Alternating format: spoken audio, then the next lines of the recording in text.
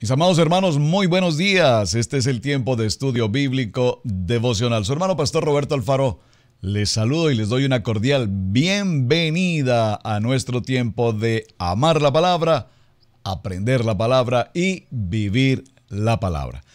Estamos ya en el libro de Éxodo, en el segundo ciclo. Hemos avanzado en los primeros capítulos, capítulo 1, capítulo 2 y parcialmente el capítulo 3. Este capítulo 3, por supuesto, necesitamos verlo con gran detenimiento porque el capítulo 3 puntualmente nos habla del llamamiento. Por favor, escríbalo en un título grande en su agenda de notas, el llamamiento. Muchos, absolutamente muchos de nosotros recordamos con cierto detalle el momento particular en el cual Dios nos ha llamado al ministerio. Recordemos que la palabra ministerio significa servicio. Ministerio no significa popularidad, ministerio no significa rating, ministerio no significa enriquecimiento, ministerio no significa vanaglorias de ninguna manera. Ministerio significa humildad y servicio. ¿Qué distingue el ministerio de Yeshua? Humildad. ¿Qué distingue el ministerio de Moisés? Humildad, servicio. Así es que en el capítulo 3 veníamos mencionando cómo después de la huida de Moisés, de toda aquella preparación académica importante en la vida, en la casa y en la familia del faraón, ahora después de estos primeros 40 años pasa sus siguientes 40 años en el desierto, considerándolo como un pastor de ovejas. Y en este proceso del pastor de ovejas se suceden cosas muy interesantes. Cuánta academia, cuánta preparación, cuántos títulos, cuántos honores. Y definitivamente el Señor dice: lo siento, Moisés, veo que te has preparado extraordinariamente bien en el conocimiento del hombre, pero no me sirves para el propósito al cual yo te he llamado. De tal manera que saldrás al desierto y pastoreando las ovejas en una actitud muy humilde. Ovejas que, entre otras cosas, según el relato dice, ni siquiera eran de él, porque dice, apacentando Moisés las ovejas de Jetro su suegro, sacerdote de Madián. Es decir, que ni siquiera el rebaño era su rebaño, eran las ovejas de su suegro. Es decir, que él trabajaba, de alguna manera, por así decirlo, trabajaba para su suegro. Es interesante, repito, porque no hay en toda la Biblia un llamamiento tan detallado, y por supuesto del cual tenemos tanto que aprender. En la vida de la Biblia, Moisés, el Señor se tomó el tiempo de relatarnos, de narrarnos punto a punto de qué manera Dios hace ese llamamiento. Y esto es importante para ti, es importante para mí. ¿Por qué? Porque evidentemente vemos que en este propósito de Éxodo, Dios no utiliza a Moisés, aunque él en sus primeros años, lo vimos en los primeros versículos, en el verso 11, en aquellos días sucedió que creciendo ya Moisés salió a sus hermanos y los vio en sus duras tareas. Vio a su pueblo hebreo en duras tareas. Ya él tenía en su corazón que era necesario entrar a trabajar en un tiempo de libertad. Se requería con urgencia que el pueblo hebreo fuera libre. Y ya Moisés empieza a actuar. Repito, lo vemos y permítanme que lo repita porque es muy importante, cómo golpea a un hombre egipcio y le causa la muerte. Luego, posteriormente, se encuentra con dos de sus hermanos, dos hebreos, riñendo, peleándose entre sí, y les pregunta por qué están en esta situación, y ellos le contestan: ¿eres tú acaso juez? ¿Quién te puso en orden, en disposición de decirnos qué debemos o no debemos hacer? Todo esto nos implica la intención de Moisés de justicia, del querer trabajar en una organización de tal manera que el pueblo hebreo saliera de esa condición. Por favor, dígalo conmigo: salir de la condición de esclavo. Es muy importante esta expresión y permítame hacer claridad en ella. Moisés, naciendo en una condición hebrea, hijo de Jocabed y de Amram, desde muy niño, amamentado por su madre, pero posteriormente educado, establecido y formado en la casa del faraón, Por supuesto, el pensamiento, por favor escríbalo, el pensamiento de Moisés no era un pensamiento de esclavitud. Por favor, escriba esta frase. Le voy a dar un minuto para que lo escriba. El pensamiento, ¿cuál es tu manera de pensar? Porque según tu manera de pensar, será tu manera de vivir. Escríbalo, por favor. El pensamiento de Moisés no era un pensamiento de esclavo. Todo su pueblo alrededor vivían en esclavitud. Mucho más adelante en los textos veremos cómo incluso con el tiempo le reclaman a Moisés: ¿por qué nos sacaste de aquel pueblo Egipto? Donde finalmente en medio de la esclavitud y en medio de las jornadas y de las cargas y de las hambrunas, pues estábamos aún mejor allá que en la condición que estamos ahora en el desierto. ¿Por qué? Porque el pensamiento del pueblo era un pensamiento de esclavitud. Era un pensamiento de las obras. Era un pensamiento en el que hoy muchos decimos: ahí estamos bien, yo creo que así como vamos, pues ahí vamos. Ese no era el pensamiento de Moisés. Moisés se caracterizaba por un pensamiento de libertad, por un pensamiento de justicia, por un pensamiento de equidad. Sin embargo, repito, Dios no lo tomó en sus primeros 40 años, cuando, repito, incluso la Biblia nos menciona que era un hombre muy práctico, muy preparado, muy capacitado, con gran habilidad en todo cuanto hacía. Esto es muy importante, repito, porque vemos cómo ahora el Señor lo lleva 40 años más. Es decir, que realmente el llamamiento de Moisés se produce a los 80 años. Si yo te digo a ti, joven, que me escuchas, que el Señor te va a llamar al ministerio a los 80 años, muchos de nosotros diremos: pues ni para qué esperar ese tiempo, porque cuando lleguemos a esa edad seguramente ya no serviremos absolutamente para nada.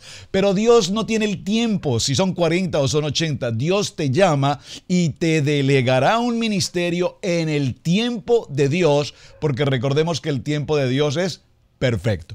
De tal manera que en este proceso vemos que Moisés hace la primera pregunta. El Señor le dice: no te acerques, quita tu calzado de tus pies, porque el lugar en que tú estás, tierra santa es. Esta expresión tierra santa no es que Egipto sea tierra santa, es que precisamente el lugar donde se encuentra en este momento Moisés y sus ovejas era el lugar más distante al que Moisés había podido llegar en ese desierto, llevando estas ovejas buscando pastos.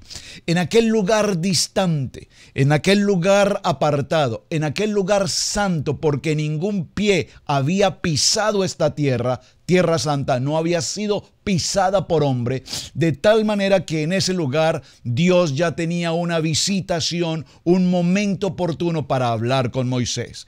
Y le dijo: yo soy el Dios de tu padre, el Dios de Abraham, el Dios de Isaac y el Dios de Jacob. Preste mucha atención, mi hermano, a esta expresión del verso 6, varón, mujer que me escuchas ahora, porque cuando fuiste llamado al ministerio, debes tener claridad en tu corazón. ¿Quién te llamó? Por favor, ¿quién te llamó? ¿Te autollamaste? ¿Te autoproclamaste? ¿Te llamó un amigo, un vecino? Alguien dijo: ve, necesitamos a alguien aquí para que sirva en esto. Y bueno, yo puedo ser. Aquí lo importante que vemos en el verso 6 es que al momento del llamamiento de Moisés, lo primero que Dios le dice es: yo soy el Dios de tu padre, el Dios de Abraham, el Dios de Isaac y el Dios de Jacob. Tenga presente este punto del verso 6, porque repito, hoy nos encontramos frente a tantos llamados y frente a tantos nombramientos y frente a tantos concilios y frente a tantas doctrinas y frente a tantas teorías en las que muy seguramente muchos ni siquiera han sido llamados. El Dios de Abraham, el Dios de Isaac y el Dios de Jacob es el Dios que hoy te está llamando. Y le dice: es más, es tan importante esta expresión del verso 6 que dice que Moisés cubrió su rostro del temor, de la honra, del respeto que pudo sentir al ver y escuchar esa voz de Dios. Dijo luego Dios: bien he visto la aflicción de mi pueblo que está en Egipto y he oído su clamor. La primera vez después de tantos años, que por primera vez después de la muerte del faraón, El pueblo hebreo se pone de rodillas, clama, ora, intercede y proclama al Dios de Israel, al Dios de Abraham, al Dios de Isaac, al Dios de Jacob, para empezar a salir de este proceso. Y dice la palabra: he decidido para librar de las manos de los egipcios, sacarlos de aquella tierra a una tierra buena, ancha, a una tierra que fluye leche y miel. Esta expresión de una tierra que fluye leche y miel nos habla de la palabra, una tierra donde la Torá, una tierra donde la palabra viva, eficaz y penetrante sea esparcida, sea el alimento dulce, sea el alimento que nos nutre. Y dice entonces: el clamor de los hijos de Israel ha venido delante de mí, y también he visto opresión con la que los egipcios los oprimen.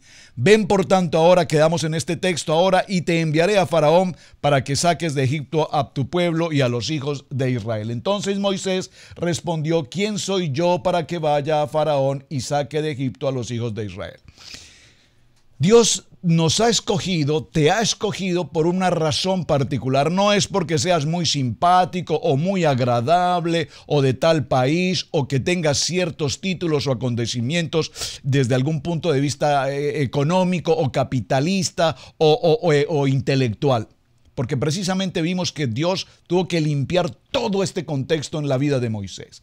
Aquí se trata de que Dios ya tenía un plan preparado y había escogido este tiempo, 80 años después del nacimiento de Moisés, después de que este pueblo clama por su libertad, para que Dios se incline y escuche esa petición. ¿Quién soy yo? El gran yo soy. Responde Dios a Moisés y le dice: yo soy el que soy, yo soy el único, yo soy tu proveedor, yo soy tu guardador, yo soy tu alimento, yo soy tu respirar, yo soy tu diario vivir, yo soy tu caminar, yo soy tu pan, yo soy el agua, yo soy, yo soy, yo soy. ¿Quién es el Dios que te llamó? ¿El Dios de un concilio? ¿El Dios de un amigo? ¿El Dios que te autoproclamó? ¿O es el Dios todopoderoso quien ha hecho el llamado a tu vida? Muy importante que tengamos presente esto. Dios nos lleva a ciertos rincones, permítame usar la expresión rincones, es decir, a ciertos alejamientos, cuando sentimos que todo pareciera que no funciona, cuando pareciera ser que llegamos a una puerta sin salida, en ese preciso lugar, cuando parece ser que ya no hay nada más hacia dónde bajar porque el piso se nos ha terminado, en ese lugar Dios te dice: ahora, en esta condición, quiero hablar contigo porque te he escogido y te he llamado para un propósito. Dice la expresión que Moisés, estando en tierra lejana, en el desierto, en un monte llamado Sinaí, en el monte Horeb, en el monte de Dios, precisamente allí Dios le dirige la palabra después de 200 años, una palabra profética a Moisés. Así es que en este lugar, mis amados hermanos, nos damos cuenta cómo Moisés se acerca a esa zarza, mira, llama la atención, está en shock con lo que está sucediendo, pero se produce el llamamiento y hay una palabra de revelación. Entonces dice, para continuar con los textos a continuación: yo sé, dice Jehová, que el rey de Egipto no os dejará ir por mano fuerte. Esto es muy interesante porque Dios le está diciendo a Moisés que debe ir, tomar su vara, y con esta vara se producirán obras, se harán milagros sobrenaturales que difícilmente el pueblo podrá entender, no hay comprensión en ello. Sin embargo, suena muy interesante en el verso 18, dice la palabra: oirán tu voz e irás tú y los ancianos de Israel al rey de Egipto, y le diréis: Yahweh, el Dios de los hebreos, nos ha encontrado. Por tanto, nosotros iremos ahora camino de 3 días por el desierto para que ofrezcamos sacrificios a Yahweh nuestro Dios. Mas yo sé, dice Dios, que el rey de Egipto no os dejará ir sino por mano fuerte. Pero yo extenderé mi mano y heriré a Egipto con todas mis maravillas que haré en él, y entonces os dejará ir. Es muy interesante porque desde ya Dios le está anunciando a Moisés cuál es el plan. Tú vas a ir, no olvides tu vara, enviaré a Aarón para que hable por ti. Estarán tú y los ancianos rodeando a todo tu pueblo, les dirán que el gran yo soy, el yo soy, está con ustedes, que vamos a salir de esta condición porque ustedes son mi pueblo. Aquí es la primera vez que habla Dios y dice, este es mi pueblo. Vamos a salir de esta condición de esclavitud. Pero ya le está advirtiendo a Moisés que el corazón de Faraón, Dios lo endurecerá. Y no será sino hasta que venga mano fuerte que él permitirá su salida. Es decir, vamos a ver entonces a continuación qué sucede. Entonces Moisés respondió diciendo, he aquí que ellos no me creerán, no oirán mi voz, porque dirán, no te ha aparecido Yahweh. Y Jehová dijo, ¿qué es eso que tienes en la mano? Y él respondió, una vara. Él le dijo, échala en tierra, y él la echó en tierra, y se hizo una serpiente, y Moisés huía de ella. Entonces dijo Yahweh a Moisés, extiende tu mano y tómala por la cola. Y él extendió la mano y la tomó por la cola, y volvió la vara en su mano. Por eso creerán que se ha aparecido Yahweh, el Dios de tus padres, el Dios de Abraham, el Dios de Isaac y el Dios de Abraham, Dios. Y entonces dijo además, mete tu mano. Por favor, esta expresión del verso 6 en el capítulo 4. Dijo, mete tu mano en tu seno, y él metió la mano en su seno, y cuando la sacó, he aquí que su mano estaba leprosa como la nieve. ¿Qué nos tipifica esta escena? Nos está tipificando cuando metemos esa mano en nuestro interior. Es una mano que sale totalmente llena de enfermedad, llena de inmundicia, porque lastimosamente eso es lo que hay en nuestro ser, el pecado. Pero Dios tiene el control sobre esa situación. Vuelve y mete tu mano, porque ahora cuando yo te he llamado, entonces tu mano dejará de ser leprosa como la nieve. Y dijo, vuelve a meter tu mano, y he aquí que se había vuelto como la otra carne. Si aconteciere que no te creyeren ni obedecieren a la voz de la primera señal, creerán la voz de la postrera. Muy interesante.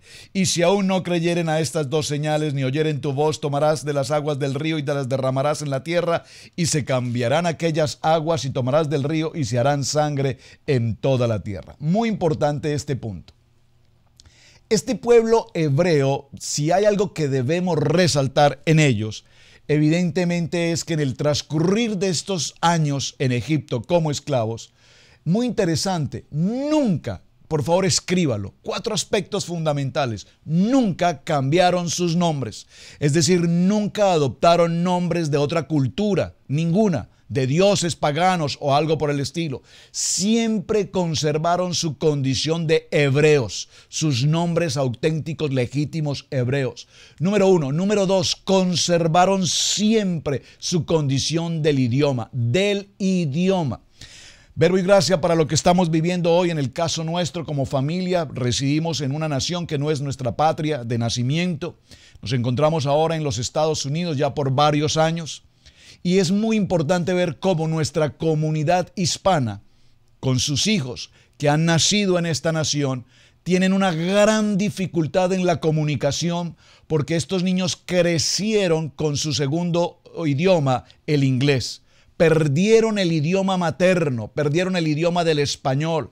Y de hecho, con mucha frecuencia hablamos a nuestros hermanos en la congregación y les pedimos, por favor, hermanos, que sus hijos que nacieron en esta nación, gloria a ti, Padre, que nacieron aquí, no pierdan su raíz. Y esto lo menciono precisamente con el tema que estamos tratando.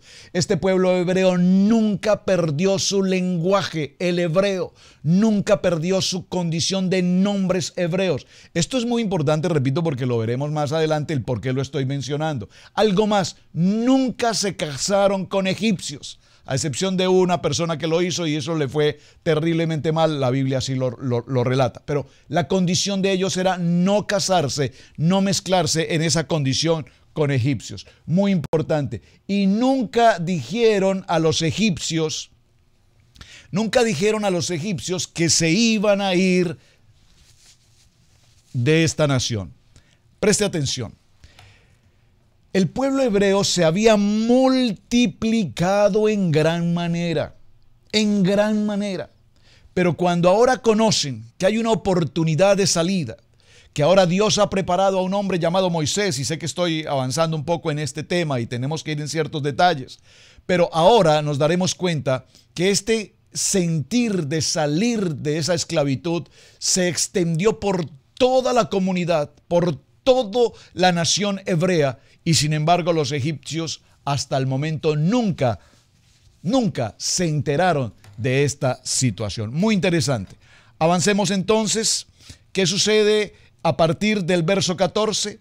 Dice algo muy interesante. Verso 11. Y Jehová le respondió: ¿quién dio la boca al hombre? ¿O quién hizo al mudo y al sordo, al que ve y al ciego? ¿No soy yo acaso, Yahweh, el que lo hizo? Ahora pues, ve y yo estaré con tu boca y te enseñaré lo que has de hablar. Y él dijo: ay, Señor, envíate, ruego, por medio del que debe enviar. Entonces Jehová se enojó contra Moisés y le dijo: ¿no conozco yo acaso a tu hermano Aarón, levita, sacerdote levita, y que él habla bien?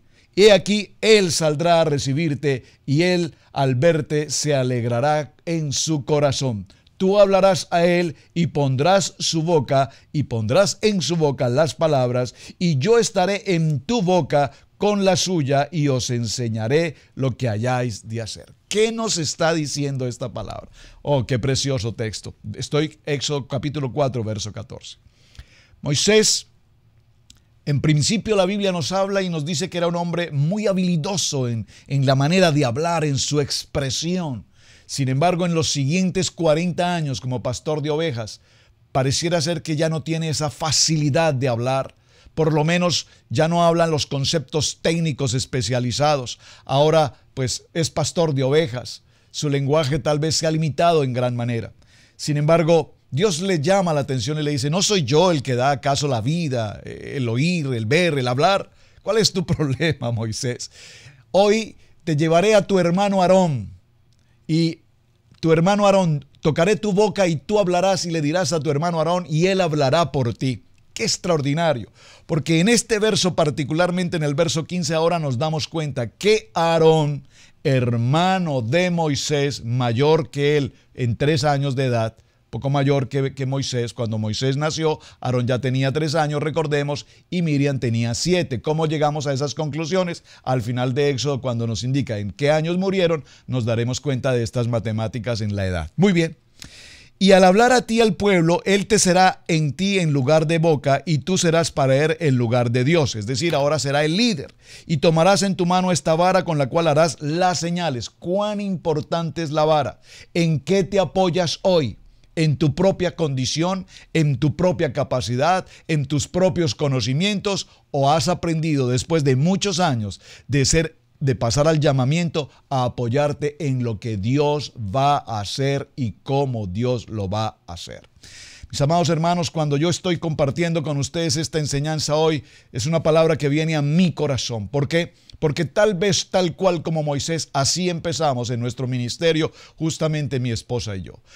Hombres y para la gloria de mi Señor, que nos permitió prepararnos en las academias, en la universidad, prepararnos intelectualmente, y usamos el intelecto y la capacidad humana para desarrollar el ministerio, las estrategias del hombre, las posibilidades del crecimiento de la iglesia, del evangelismo. Y hoy vemos a tantos ministerios trabajando en proyectos y en planes estratégicos de crecimiento.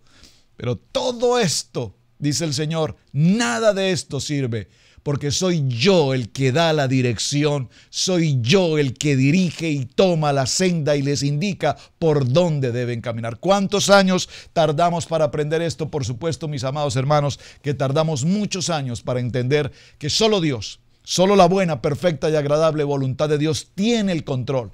Hoy, después de muchos años, sabemos que nada se mueve sin su voluntad. Hoy, después de muchos años, sabemos: Dios, aquí estamos, heme aquí, tú ordenas, Señor, nosotros obedecemos.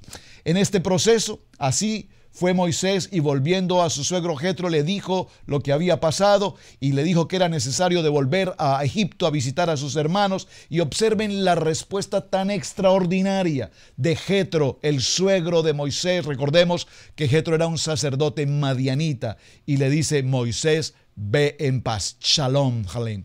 Shalom alejen, Moisés, ve. Es decir, le está ratificando ese encuentro, ese llamado que tienes de Dios. Es de Dios. Tengo la certeza en mi corazón que es de Dios, por lo tanto, ve en paz, porque Dios está contigo. Dijo también Yahweh a Moisés en Madián, ve y vuélvete a Egipto, porque han muerto todos los que procuraban matarte. Oh, esta expresión del verso 19 es extraordinaria. Recordemos que Moisés, después de la muerte del egipcio, el faraón ordenó la muerte de Moisés. Lo persiguieron y lo persiguieron y lo persiguieron y lo persiguieron tratando de matarle. Hoy Dios en el verso 19 le dice con absoluta claridad, subráyelo por favor, le dice, Moisés, ve y vuelve a Egipto, porque han muerto todos los que han procurado matarte. Por favor, preste mucha atención a este texto. Si alguno o algunos de los que intentaban matar a Moisés aún estuvieran con vida, Dios no le había dado esta orden de que Moisés partiera a Egipto. ¿Qué significa esto? En otras palabras, significa que para Dios es extraordinariamente importante tu vida. Es decir, que tú no puedes partir a una misión, a un propósito que crees que es de Dios, que sientes que es de Dios, pero si tú partes sin la orden de Dios, ten cuidado porque te están esperando los que quieren matarte. Aquí ya, al momento en el que Moisés recibe esa orden de Dios, observen, es una claridad extraordinaria del Padre y le dice, todos aquellos que procuraron matarte ya no existen, por lo tanto puedes ir en paz. Entonces Moisés tomó su mujer y sus hijos y los puso sobre un asno y volvió a la tierra de Egipto. Tomó también Moisés la vara de Dios en su mano, verso 21, y dijo Moisés, cuando hayas vuelto a Egipto, mira que hagas delante de Faraón todas las maravillas que he puesto en tu mano, pero yo endureceré el corazón de modo que no dejará ir a mi pueblo. Vamos a llegar hasta este punto, en el verso 21. Es decir, ahora Moisés tiene una comisión, ir a sacar a su pueblo de la esclavitud. El Señor le indica cómo lo debe hacer, en qué momento lo debe hacer. El Señor le entrega esa vara en la cual hay obras sobrenaturales que van a suceder. Pero sin embargo le advierte, cuando llegues a Egipto y hagas todo tal cual yo te he dicho que debes hacer, endureceré el corazón del faraón de tal manera que él no va a dejar que Israel salga de la cautividad. No entiendo esto. Me estás enviando a librar a mi pueblo de ese cautiverio, pero me estás diciendo que tú vas a endurecer el corazón de Faraón para que él no permita esa salida. Entonces, ¿cómo es que vamos a hacer esto? ¿Cuántas veces nosotros seguimos trabajando en nuestra capacidad, en nuestro razonamiento, en nuestro propio entendimiento y no dejamos que Dios haga lo que tiene que hacer? Esto me recuerda, para cerrar esta historia, aquel hombre pastor en la congregación se reúne con sus hombres, sus hombres más cercanos de oración en la iglesia, y pasa el tiempo de oración y el pastor está en un nivel profundo de oración y de adoración y de comunión con el Padre, y repentinamente se va en tanto en el Espíritu y ora y pasan los momentos, las horas y de pronto los hombres fueron saliendo, tenían ocupación que hacer y se empiezan a retirar. Al día siguiente, al punto y la hora de oración, el pastor les dice a sus hermanos, hermanos, ayer fue un tiempo maravilloso, tuve una presencia sobrenatural de Dios, vi una escalera por la cual yo subía hasta un nivel muy alto y en ese nivel alto Dios me dijo que si alcanzaba con mi mano a tocar una paloma que giraba en torno a mí, entonces Él regresaría de nuevo a la tierra. Así es que hice todo el intento por alcanzarla y cuando ya la tenía prácticamente en mi mano, en ese momento la escalera se desplomó. ¿Qué significa eso, pastor?, preguntaron los hombres de oración de la iglesia. Significa que en el momento en que cada uno de ustedes empezó a salir, en ese momento la escalera se desplomó. ¿Qué significa todo esto? Que aquí vemos cómo Moisés necesita un equipo de gentes a su alrededor que lo rodeen, que lo apoyen, que él no entienda humanamente cómo es que Dios va a hacer esto, cómo es que tú me pides sacar al pueblo a la libertad, pero sin embargo vas a endurecer el corazón del faraón. Esa respuesta la tendremos entonces mañana en nuestro tiempo de estudio bíblico devocional. Vamos a dejarlo, vamos capítulo 4, verso 20 y continuaremos en este apasionante estudio de la vida de Éxodo en la historia de Moisés. Mis amados, su hermano Pastor Roberto Alfaro les saluda. Muchísimas gracias por acompañarnos. Gracias por compartir el tiempo de estudio bíblico. Gracias por sus mensajes. Shalom, un muy buen día y bendiciones.